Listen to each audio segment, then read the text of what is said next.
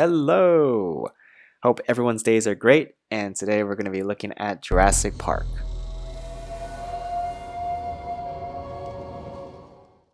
Before we start, I just want to remind everyone that there will be spoilers in this video, and we're going to be using more of the movie version for this story because, well, that's the one that we all remember and fell in love with.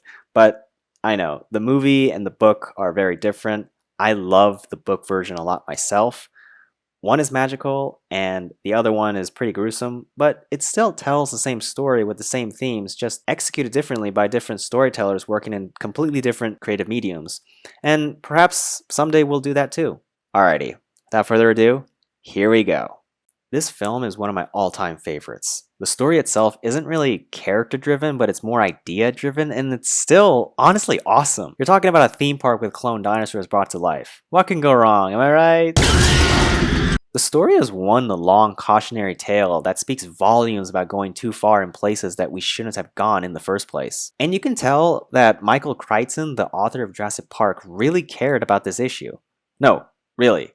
There's a full-blown essay right at the beginning of the novel. Through the film's plot, we can find that this film is suggesting a warning to its audience that our arrogant use of technology will be our downfall. If we take a look at the first act, where we can find our first example of using technology, we can witness that there are two different viewpoints going on. A few more years development and we won't even have to dig anymore.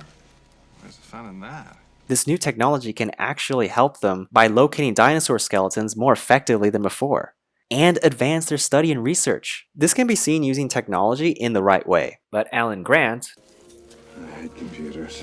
Doesn't seem to like computers because he just prefers digging. And he doesn't seem to really understand computers because they were quite revolutionary in the 90s and he doesn't know how they exactly work. But then, our heroes are visited by John Hammond, go to Jurassic Park, discover all these wonderful dinosaurs brought to life, and then they start to ask themselves, how in God's name did you guys achieve this?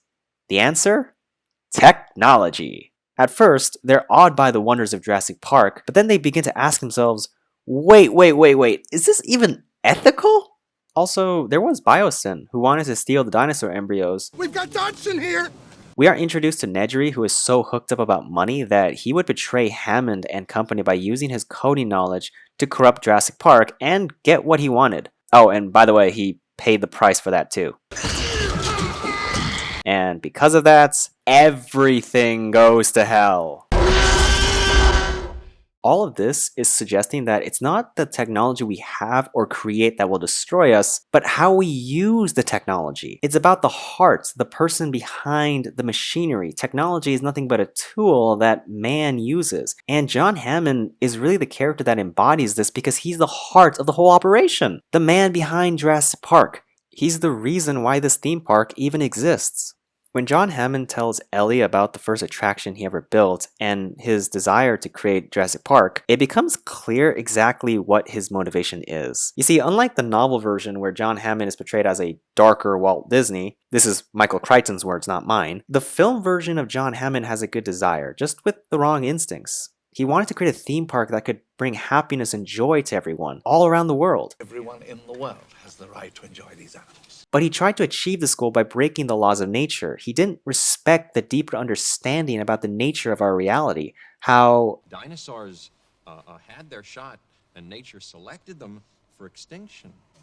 But I don't think you're giving us our due credit.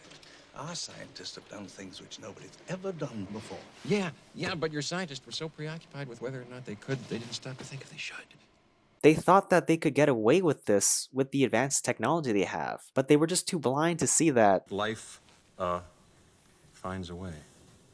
And because of that failure of respecting the natural world and abusing technology to get what they wanted, even with good intentions.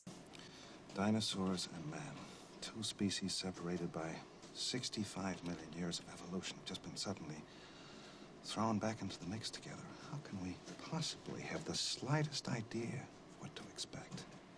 Humanity now has to coexist with species that weren't supposed to live among us, potentially destroying the present ecosystem and our very way of life. This is something that we find in the later movies.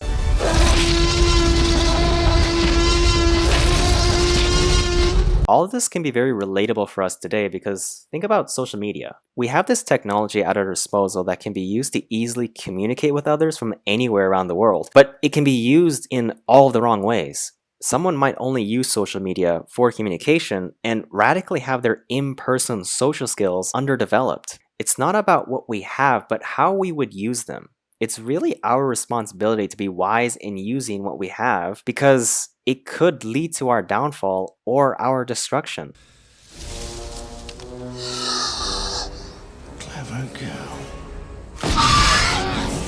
Now, in the case of the atomic bomb, yeah, I don't know why that even exists.